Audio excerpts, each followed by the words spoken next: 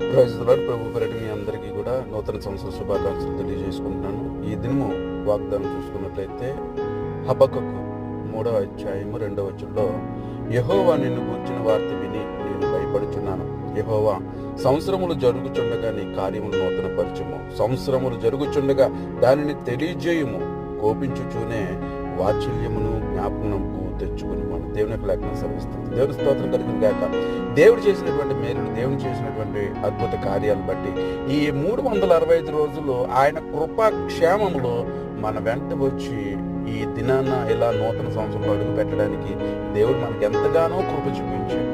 ఇంతవరకు మాట వినలేదేమో, ఇంతవరకు మనం తప్పించి తిరుగుతున్నామేమో, ఇంతవరకు మనం దేవుడికి దూరంగా ఉన్నామేమో, ఈ రోజు దేవుడు నూతన సంవత్సరం మళ్ళీ మనకు అనుగ్రహించాడు. కాబట్టి ఈ నూతన సంవత్సరంలో తీర్మానం తీసుకుందాం. దేవునితో మనతో దేవుడు ఉండే కృప దేవుడు మనకు దయచేయడు కాక.